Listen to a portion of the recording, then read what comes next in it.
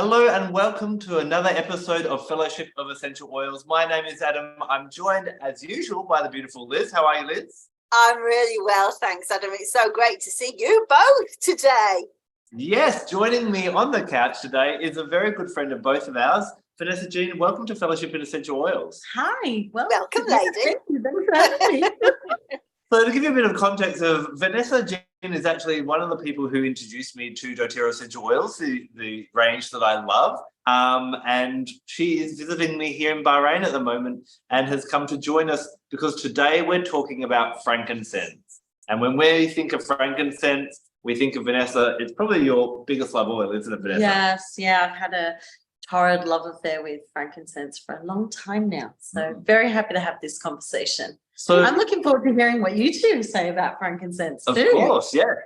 For those that haven't had the pleasure of meeting you before, would you give them a 30-second rundown of who you are when it comes to essential oils? Essential oils. So from the age of about 15, they really bounced into my life and started weaving their magic.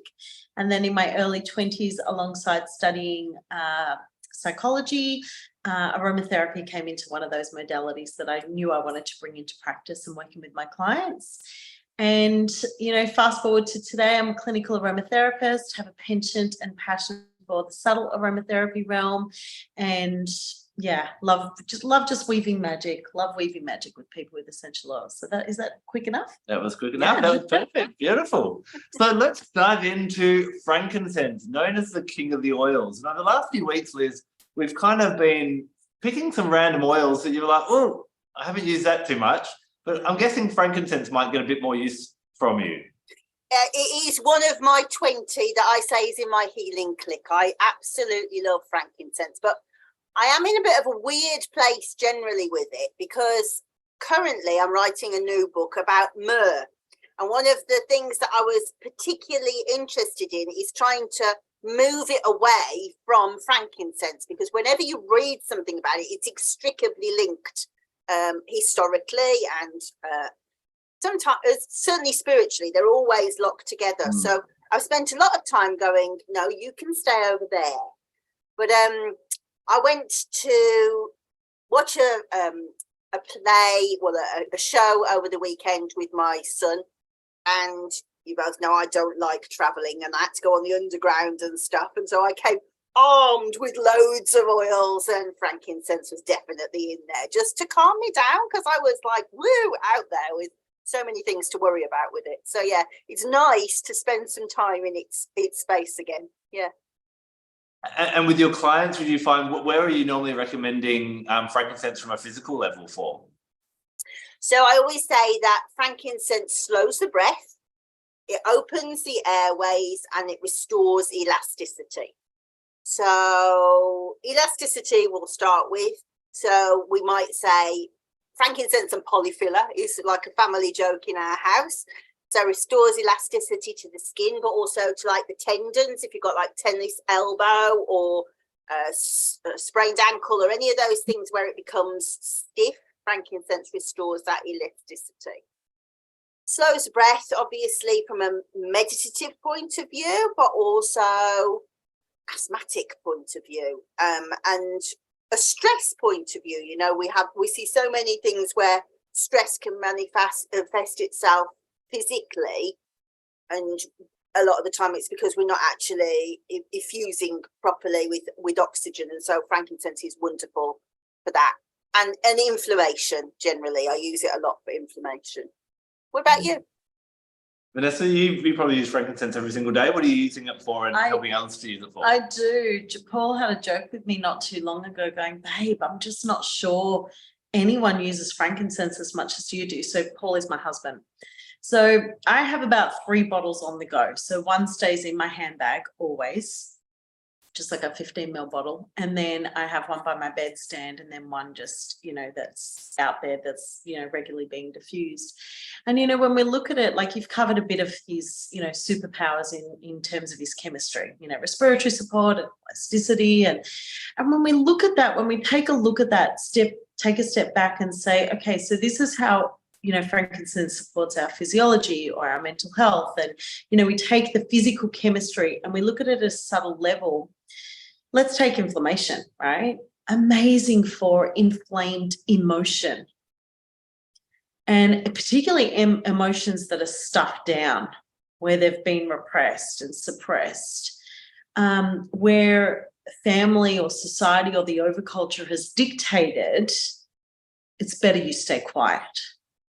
It's better you just in other words, shut down.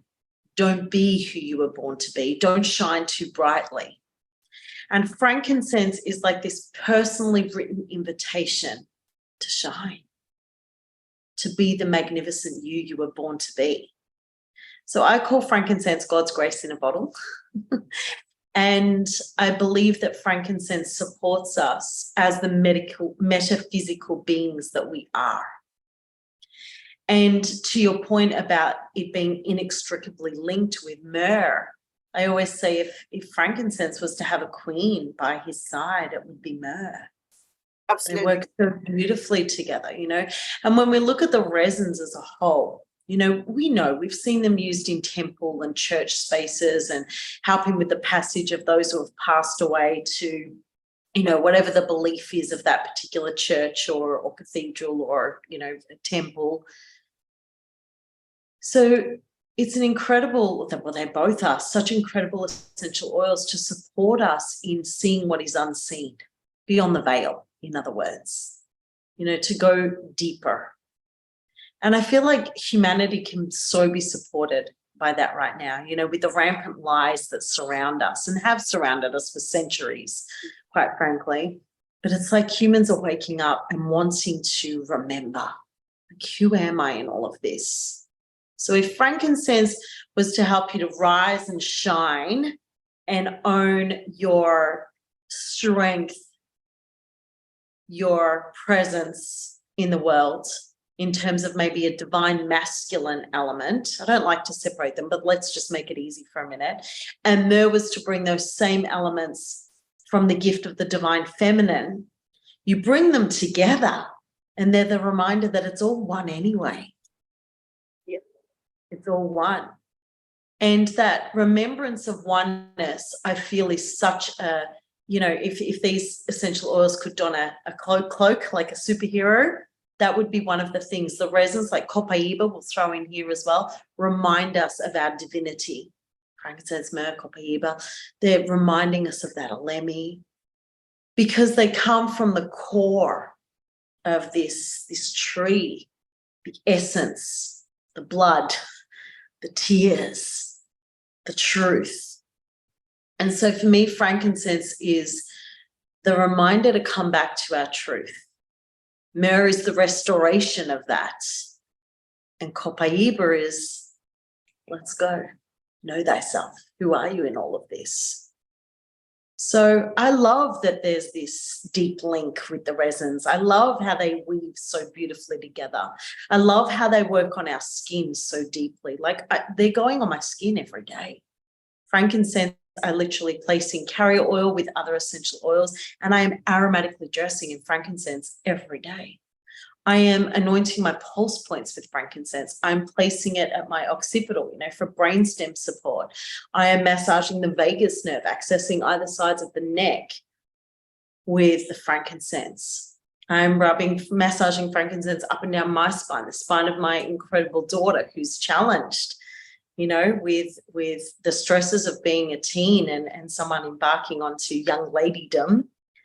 And also, strains of study. She's writing a book. She has physical body pain and challenges at different times, And I've certainly sold my husband on frankincense. It's an everyday use there too.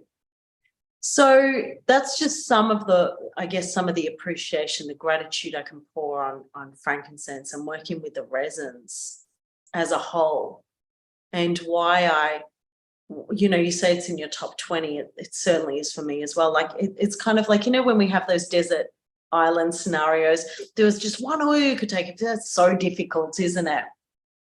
And I often keep coming back to frankincense, and I ask myself why. Because, for a lot of people, frankincense isn't necessarily the most exquisite scent. It's not like a rose dancing up your nostrils. And yet I love frankincense. Why? I think because I have such a strong aromatic anchor to all things good and wholesome and expansive with frankincense. I feel like this is a direct line to the divine, and I come home with frankincense, that oneness where there's no separation, there's no polarity. It just is the great I am. And in that space, it's pure unconditional love. So I feel like that's why it's kind of like, okay, if there was only one, it'd be Frankie Boy. I think if you go back to like the Egyptian, there's quite a lot written about frankincense in the Egyptian stuff. Mhm. And they talk about how it's the encapsulation of the sun, you know, how the sun has been trapped in that, and that idea of that you're talking about, how it takes you back to source. You know, you don't get a better symbol of source than the sun, do you? Mhm, No, mhm. definitely not. And I think also talking about that divine masculine aspect, it's really beautiful to look at everyone's individual relationship with the masculine versus the divine masculine. And I think there's a lot of women and a lot of men that have maybe had a poor experience with a masculine energy in their life. Maybe they didn't get along with their father. Maybe they've had a violent or a dominating boss or something in their life. And so we tend to throw the baby out with the bathwater and avoid all things masculine. But regardless of what gender we identify as, we need to find a safe and empowered masculine feminine within us, just like the moon and the sun dance in the sky together.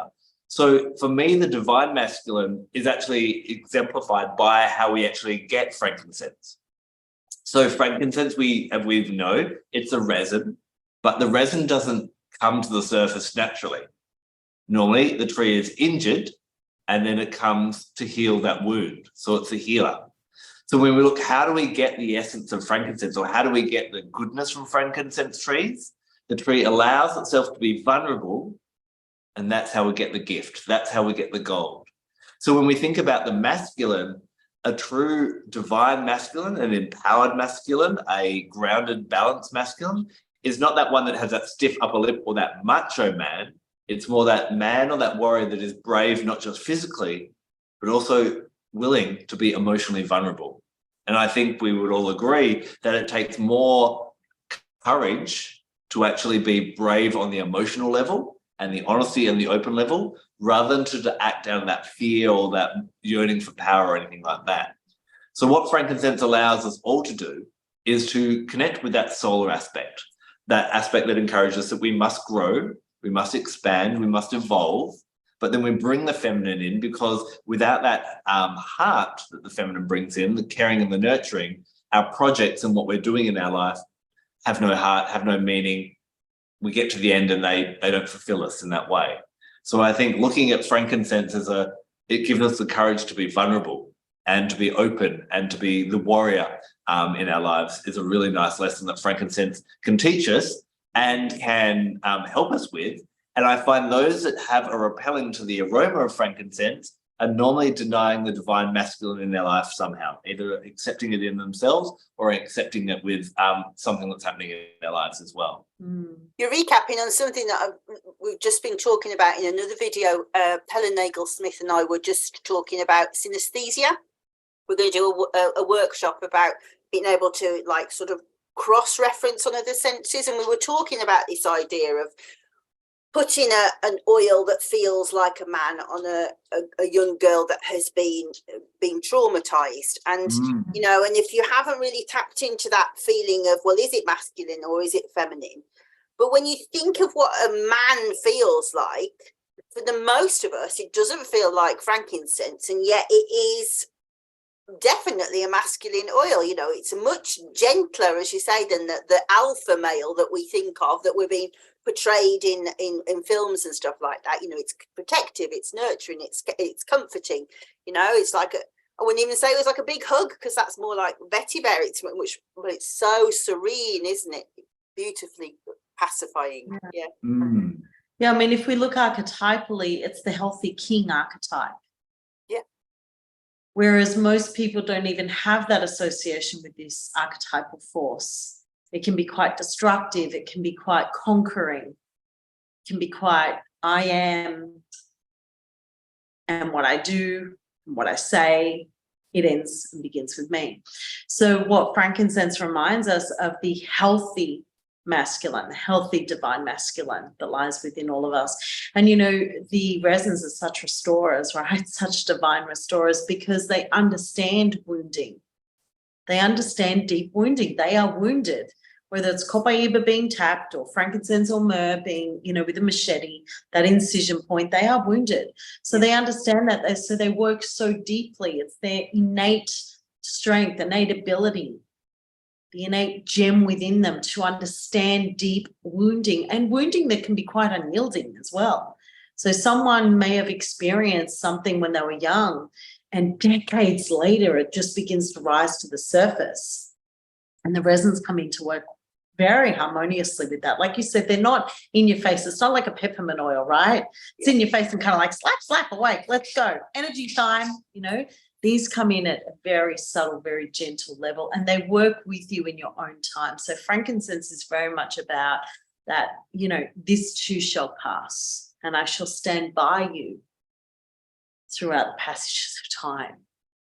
Breath by breath, step by step, we'll move through this together. I have you, I've got your back. So it's that gentle on the lower back. You know, I agree, it's not the hug, it's just that I'm here. Frankincense isn't trying to take over. It's not trying to take an experience away from you. It understands you need to learn from this. You receive this kernel of gold from this dark night of your soul that may last a day or a week or a month or years. But you will be reborn from this place because your soul knows the way. I think as well, you know, when you pierce the bark, what you get is obviously a different colour to what you get with myrrh. Myrrh's like a reddish brown.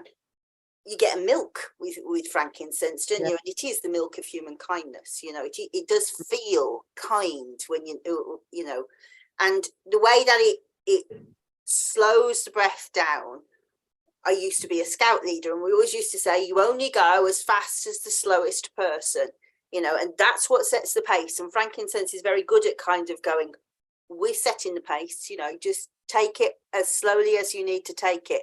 And that is a really reassuring thing when you're going through a healing thing, because, I mean, we don't really talk about it that much on here, but there is definitely a thing called a healing crisis where somebody gets shifted and it's like, I feel terrible. Everything feels worse than it was. I don't think this is working at all. It is, but it's very hard to persuade somebody through a healing crisis. You don't get that with frankincense at all, because you don't have that shove off the corner, off the edge of a cliff that like sweet basil does. You know, she properly goes, sort it out. It just goes right as slow as you want to go. Absolutely. And it's that reminder also, you know, for people on this journey, just even the simplicity of someone who is wanting to embrace, let's say, meditation or mindfulness practice, someone going through actually connecting with their breath. Frankincense, we know frankincense's chemistry is going to enhance that. Slow down the worrisome thoughts, the monkey mind, the 64,000 thoughts churning through the mind, slowing it down.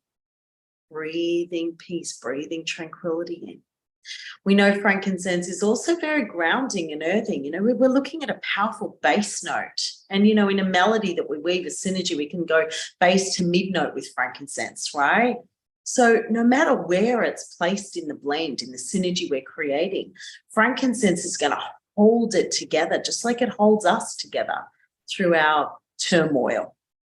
You know, because every day is different, and frankincense shows up by our side for whoever and whatever it is we're showing up for. It's that reminder that we need to actively choose every day, choose to rise in love, choose to be who we're born to be, choose to remember to trust our soul because our soul knows the way, choose to align with Creator. Because if frankincense is like the direct line to the Creator, you know, like jumping in an elevator, hitting the penthouse suite, and boom, hello. Hey, Creator, here I am. If it is that, then we need to have the presence of mind, body, spirit, emotions, the presence to be able to sit in the presence of that higher intelligence, that unconditional love, and to remember who we are in that moment so that we can be it. So frankincense is also about that embodiment, the embodiment of who we were born to be. We need to be reminded of this, right? Because our soul remembers, but our human self is like, oh, look at that sparkly thing, I'll get distracted. Oh, isn't Adam wonderful? I wish I could be like him. And oh, I wish I knew what Liz did in the comparison. And we lose our way. Frankincense is going, breathe, pause, remember. All right.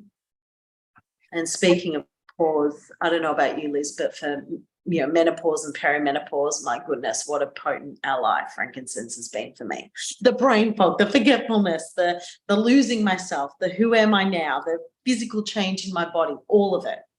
Right. So it's that pause, remembrance. Yeah. And I know rosemary is always associated with remembrance, but I tell you what, frankincense takes me into the layers of remembrance, that deeper core I am that I am.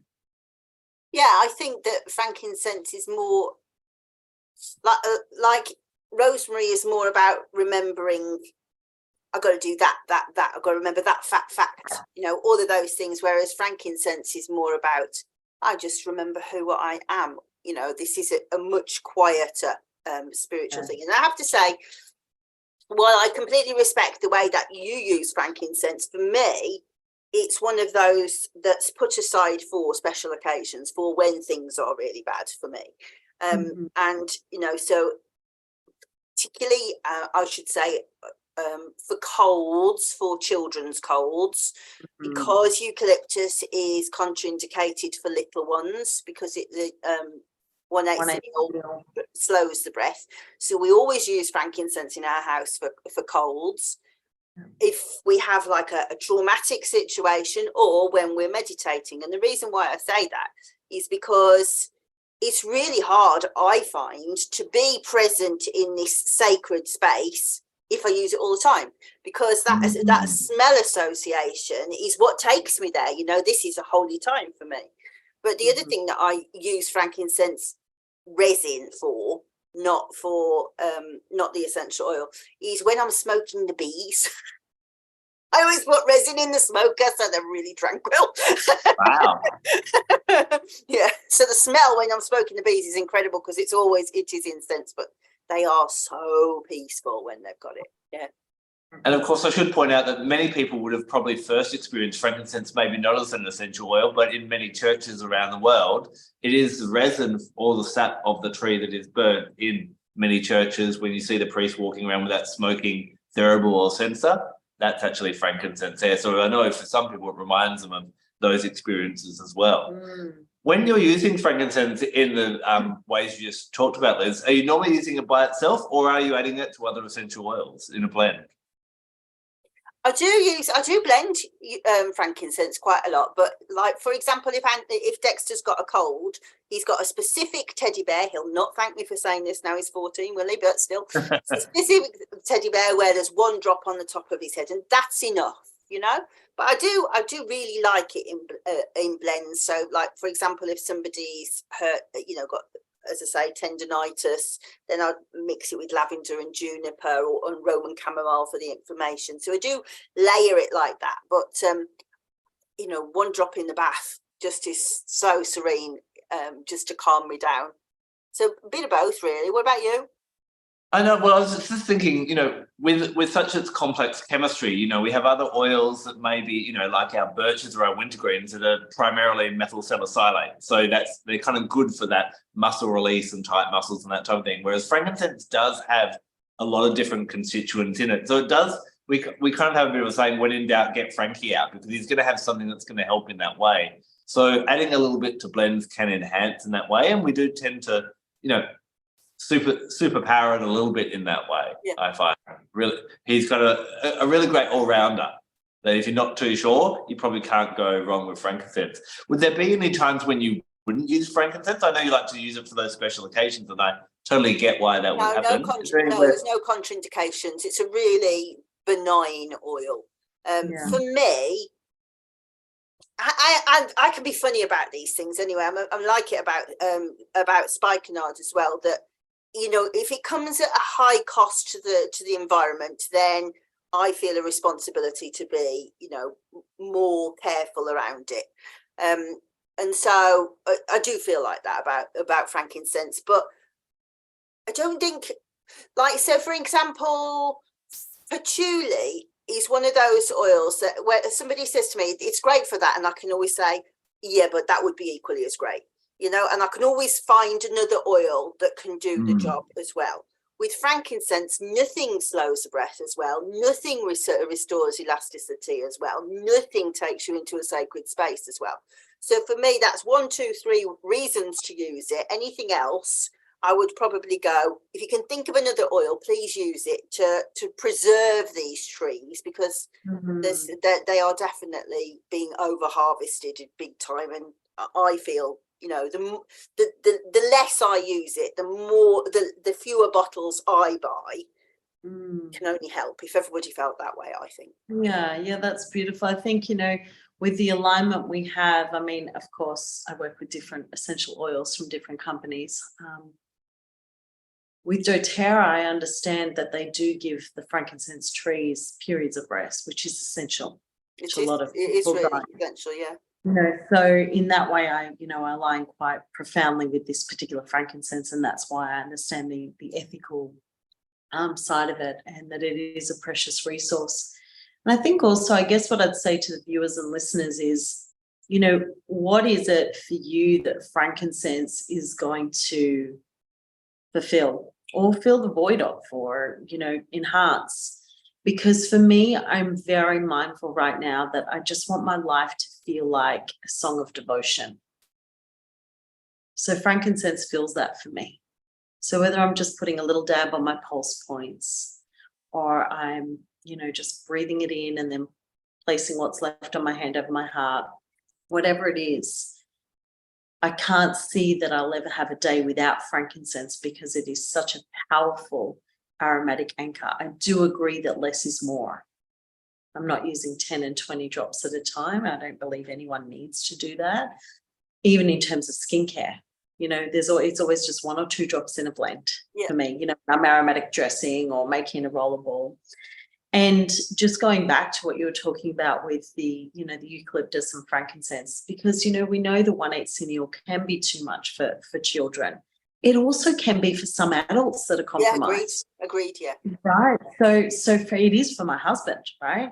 So for working with frankincense and, you know, maybe combining it with something like cedarwood and some Roman chamomile, they all have that anti-inflammatory effect. They're working with a bit of cardamom and still inviting the deeper breath, inviting that support for the lungs, let's say, the physical lungs, the meridians. So I find that with frankincense, even just like a little touch on the crown, you know, you are tapping into that infinite gratitude, along with that connection that we're brought, that it brings us to, you know. So I feel like I really hope everyone's listened to what you said about frankincense and the preciousness of this, and also that it can be something you lean into daily. Yeah, I think there's times in our lives. Yeah, I think there's definitely, we'll go through times in our lives where times are easy and then times are not so easy. Yeah. And then I think the times when, if times are easy, the less that you use essential oils, the more benefit they have when you do need them. Although I do believe also, which is conflicting, that the power is like cumulative over time. But I think to a certain extent, I don't believe that we become tolerant of them, but I think that the body it has a shift, you know. Suddenly you introduce something new and you move quickly into a new space.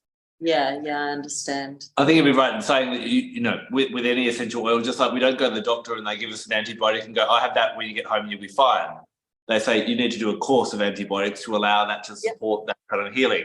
You may need to use frankincense for 2 to 3 weeks to support you with something that you've got a challenge with physically, emotionally, mentally, spiritually. But then maybe it could be time for letting someone else come in and have another, you know, another oil work with you for that time. And I do think that when you know, as you know, majority of the work I do these days is inhalation work. And I do think that if you do sort of a week or 2 weeks, then your body has shifted enough to go, I want to go on a different quest now. You know, And I think, yes, cedarwood is a beautiful oil to take over the journey for frankincense, because you're already in a very quiet place. Why would you give, going back to Rosemary again, she shouts in your ears, you know, you wouldn't go from that quiet place to that, you know. Yes. It's that trickle, just gentle movement towards whatever you are moving towards. Yeah, I love that. And, you know, I think also just to remember how incredible these oils, the resins in particular, are for the skin. It's the largest organ of our body. Like, if you're looking to feed and nourish your skin, make a master blend with a drop or two of frankincense in that blend. You know, maybe you want to add some of the tansies, or, you know, like a blue tansy and some yarrow and some beautiful, deep, nourishing carrier oils, and I don't know, chamomiles, rose. Like, bring in these oils that you love for skincare, make a master blend and just add that to your regime. You know, I think sometimes people forget, they're just like bang, bang, bang, bang, bang with the bottle every day. It's like, don't do that. Just wait. Just let that be part of the devotion, part of the gratitude. Just tip that bottle of oil and let it bless you. Let it bless you. Let yourself smell it. Like, I feel like people are in such a rush these days. They're putting diffuser blends on. They're doing all the things. They're doing all the things they're being told to do. Just pause, slow down, lift the lid off the bottle, and just spend some time. That might be it, just that moment there, because olfaction is so overlooked, right? Yep. Because we have to stop. We need to pause, right? So just, is this it? Are you wanting to weave in my diffuser today? Are you wanting to be part of my pulse point layering? Are you in my aromatic dressing? Are you in my bath? Or is it just this? So that communication with the spirit of the plants is vital. If we can do that, we actually attune our inner ear to listening to A, what our body needs, and B, who wants to be our ally. I think also, just to be clear, because we do say listen to the plant and tune in our ear. That is exactly the vocabulary I would use. But actually, for those people who are going, I can't hear it, you know, that it is sometimes, for some people, it might be a very sensory thing of just like, God, I think I want that in my bath. You know, you might not hear it in your head, but certainly your body will respond to the fragrance to tell you what to do. Yeah. So that's a really good point. Thanks, Liz. A journey that I'll help take people on, whether they've been using oils, you know, for years or just beginning, is take the lid off the bottle or the bottles if you're creating a blend. And something that's effective is close your eyes down, just to kind of minimize that the senses, right? The sensory connection. And I just say to them, see, feel, sense in the way that you do where that essential oil is going in your body and how you feel. How does your body respond? How does your mind respond? How are your emotions responding? Because the thing is if we can cultivate the art of just pausing to just tune in a little, we can actually feel in a different way, get a sense of in a different way, is this the one I'm journeying with? Or how is it? Or what this is going to be as an aromatic anchor for me? Because some people smell frankincense and they'll feel it straight in the brain, in the mind. I feel calm. I feel like my thoughts just slowed right down. Others go, wow, I felt that in my heart. I felt like I wanted to cry. It's great for grief, great for, you know, unresolved emotions. Others are like, ooh, that went like right down into me. I just feel so grounded. It's the same oil, myriad responses. They're all as valid as each other because we are all made up of different emotions and we're going to respond differently in the moment when we work with them. So if you can cultivate the practice of sitting with an essential oil and one at a time before you start blending them and notice how you feel, notice how you respond, notice what comes up. Notice the big gulp you take rather than letting the emotion, you know, it's like it's a journey. Let it be a journey. I love that idea of a couple of weeks, you know, Adam talks about, just have a monogamous relationship with the oils, just one at a time. Whereas me, I come in and joke and go, oh, maybe I'm polyamorous with essential oils. I love to blend them. I love the love. I love to blend them. And that's not to say I don't love sitting one by one with them. It's just, I'm just so in that. That's part of my devotion, part of my daily devotion. I'm connecting with the spirit of the plants and honestly always connecting with the earth. I'm just listening for that song. That's just me. Someone else will receive that differently. So yeah, thank you for pointing out that it's not, when we talk about hear it, it's not like with the ear. You might hear it through your fingertips. You're receiving this sensory feedback in your own unique way. Listen to that. Listen to your body. It will guide you. It's something that we use a lot in Melissa medicine of this, and I hadn't really learned it in aromatherapy, to be honest. And it's something that we'll be doing a lot on my workshop this weekend that I'm doing with lavender, of just feeling how your body speaks in a different way. Your body speaks your mind quite a lot of the time. And it's very hard to explain until you've actually done it yourself.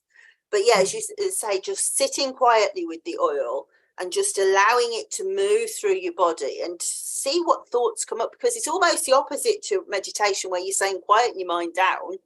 You're letting just seeing what comes to the surface. What does this make me think about? Yes, yeah. That also reminds me of Mel, you mentioned lavender. Do you have a favourite trio blend that you've probably been teaching for a little while? Do you want to share that with everyone? Yeah, so probably for the last 30 years. I think everyone knows it by now anyway. I think most of us have used it, but just that combination of frankincense, lavender, and wild orange, or sweet orange. Wild orange is sweet orange. And the song that they weave for me, I have found, is so foolproof and has served so many of my clients. As a holistic therapist, as an aromatherapist, as a retreat facilitator, just as a practitioner of the holistic arts. There is something about that synergy that moves mountains in the quietest ways and also some of the most powerful ways. And I'm not sure exactly that I can articulate what it is. It's something I witness as I hold that trio under people's noses, just smelling it, please, just smelling it. As I hold that trio under their noses and I guide them the way I said before, just notice how you feel. Notice where these essential oils move in your body. Notice how you respond. And it's been powerful. It's one of those blends I can say to people, it's foolproof. You don't know what else to blend, go to those. To what end are you using that blend then? As a relaxation or? So for each person, it honestly has different responses. For some, it's very relaxing. For others, they feel so uplifted and inspired to engage in life again. For others, they feel like, okay, writer's block's gone, I'm back in touch with the muse, right? So that's what I mean. I can't really explain it. It just weaves its magic and unearths or helps them to connect with whatever it is they're needing in that moment. It's like when grace rushes in, right? We can't explain it. We just feel it. And with that trio, such a simple trio, like sweet orange, lavender angustifolia, frankincense, it's just such a simple trio. It feels crazy. It could be so much fancier, and yet that's simplicity. And it's interesting because for me, I'm so about simplicity. I don't care to fancy things up. I don't care if people know what I know, how intelligent, it's not important. It's about simplicity. And the more we can simplify our lives, the more we can return to our natural state of joy, reclaim that birthright, and live more connected in our heart space so that we're heart-centered, we're led by love. And I feel like that trio, I don't know, it reminds us of our magnificence. It reminds us that love is all there is. It reminds us of that joy. It reminds us of the expansiveness of the void, of the infinite realm of possibilities, the quantum field, if you like, that we can dip into at any time and choose our version of ourselves, our day, our year, our life, right? Yeah. So sorry, go on, Liz. No, go on. I was just going to say frankincense is definitely one that I think everyone needs to have in their their clique of 20 or their top family, even if it's not, whether it's every day or just on those special occasions. He's definitely got gifts to give to all of each and every one of us in this world. I think with, when we look at the leading cause of death of humans on this planet, it's due to inflammation. It used to be infectious diseases, but we've got that sorted now. And inflammation causes cancers and diabetes and asthmas. And even I've found in people diagnosed with depression that parts of the brain are actually inflamed. And frankincense is renowned for its anti-inflammatory properties. Somehow working him into your life is going to be supportive in that way. And when we look at, maybe then take that to the next level of the issues we have in this world, often people become inflamed opinions, inflamed attitudes, inflamed anger. The masculine we were talking about before, when that is inflamed, that's where war starts. That's where that aggression starts. And so I think he's such a valuable tool for each of us to treasure in our homes, but also to remembering, like we were saying before, if we need more lavender, we whack some more lavender plants in the ground, and with 1 to 2 years, you've got it. 30 or 40 years, these trees, and I know, and her name has escaped me, but there is this amazing scientist that is doing some work in the regions where frankincense is native about actually growing new seedlings of frankincense trees, which is a really interesting read to see. But that's a 30, 40, 50-year project. They're not going to get frankincense next year from it. So we all in this generation really need to value what we have and what's available and make sure that it is sustainable for sure. There was a statistic, which I'm not sure is actually accurate, but it definitely sort of galvanized the feeling for me. There was, for a while, it was saying that if we carried on using frankincense at the rate that we are now, there wouldn't be any more trees in 50 years' time. Well, I think that probably has been debunked now, but I don't think it's that inaccurate. We have been over-farming it tremendously. But on the nature of debunking myths, if it's all right with you, I would like to talk about frankincense and cancer, because I have so many emails, and it's the thing I hate most about my job. And it is, because the amount of emails I get off people saying, my mom's been diagnosed with cancer, my aunt's been diagnosed with cancer, blah, blah, blah. How do you use frankincense essential oil to treat cancer? Because it's circulating so much. And so I would like to address that now if I could. So actually the university that's been researching frankincense for cancer is not located that far away from me. It's about an hour down the road. And they have established that boswellic acid will kill cancer cells, lots of different types of cancer cells, in a petri dish. So not in a human yet, only in a petri dish. So the first thing to say is that when it hits blood, that's going to cause problems. But also, boswellic acid does not appear in the essential oil. So it is a very large molecule. So if anybody doesn't know how to distill, I'm sure everybody does here, but just in case. So steam is passed through plant matter, and so the molecules evaporate into the steam. Then it's cooled in a coil, and we get like water, and we get essential oil on the top. But it has to be quite a small molecule to be able to do that journey. And boswellic acid isn't. It's an enormous molecule. And so the molecule remains within the resin. It doesn't pass into the essential oil. So it's very, very hard. Literally, I get 3 or 4 every single week repeatedly saying this to people, that frankincense essential oil does not treat cancer. As yet as we know, that's the important thing to say. There are so many important molecules within it. You touched on it yourself. So many terpenes, without looking at any other groups, which may go on to be proven to do something. But at the moment, there isn't proof. And so please don't set aside your options to do chemotherapy and all of those things that the doctors can prove can help some cancers for something that is a myth. It is not true. Can I add to that, Liz? Thanks. So I think maybe what would help our viewers and listeners to understand is that disease as Adam said, is created through inflammation, but that's also an inflammation of stress, of emotions, you know. So in fact, it can be said that frankincense will be your way shower through the emotional pain and the turmoil and the grief of whatever dis-ease assails you. And we know statistically that with a reduction of stress and supporting the nervous system, endocrine system, enhancing the breath through mindfulness practices, all of this can help us as we're journeying through those dark times, right, of disease, of whatever malfunction is showing up in the physical body. So in this way, we can see frankincense then as an ally to support us, something to hold our hand, to come back to the breath. We know if we breathe deeply, we're going to be less stressed. We're going to increase oxygenation to the brain and cells. We're going to support our overall well-being through breathing, just as much as we know through hydration. We're going to die without water. We're also going to die without the breath.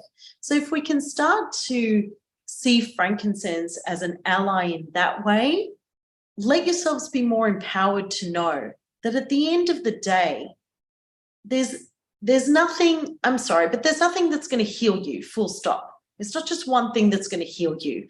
The path to healing, which is the return to your wholeness, is multifaceted, right? So you'll have practitioners that are supporting you, you'll have yourself supporting you, and it does begin with you. You need to first decide if this is the path I want to take. Yep. Is this the route? Do I even want to live through this? Do I want to live and thrive? You know, because sometimes that dark night of the soul takes us into a really dark place. And I know from experience how much frankincense can help us when our energy is flat. It's, you know, that depressed energetic heaviness on us. Frankincense can support that. So maybe the more accurate thing is, you know, to look at the whole picture when we have been diagnosed with something, that it hits us. It hits us hard. Yep. Especially with the view of this could be the end of my life if it's one of those diseases. So, you know, things like frankincense can support us to our self-care journey, nourishing ourselves again, feeding ourselves with that bit of love, that divine connection, you know, rather than being in a disempowered state, like I need this to heal this, to cure this. Just pause, come back, and make intelligent choices that serve the whole you. It's not one thing, there's a package that's going to support you on this journey. And as we going back to what we've said before, you know, the whole thing with frankincense is it makes you feel comforted. It makes you it allows you to feel like God is with you. And if there were ever a time in your life when you need that, then it is that time. And so inhaling it or using a little bit in a bath, or, you know, a little bit weak dilution for massage, all of those things are wonderful, but it's a complementary therapy, not an alternative therapy. Yeah, it's an integrative therapy or complementary, like you said. We can integrate it into what we're doing. I mean, you know, we could say, you know, some people would say chant your way through it to stress relief. Others would say go for a walk in nature. You know, maybe it's a combination of all of it. Change your diet. You know, it's like and it's not just the big C either. We're talking about any dis-ease in your body, anything that's taking you away from feeling whole and the truth of who you are, the essential oils, good food, great nourishment, exercise, time in nature. It's all going to help you return to your natural state. Absolutely. Yeah. Now, we normally end each episode with a bit of discussion on the chakras and the astrology. It's not a mistake that I'm wearing purple today. For me, frankincense will be a crown chakra essential oil. For you, Liz? Yes, brow and crown chakra, yeah. Vanessa? Yeah, I agree with crown and definitely anoint my brow. I also really love working with my zeal chakra with frankincense as well. You know, I just found, which is also known as the mouth of God, for that connection. It's underused.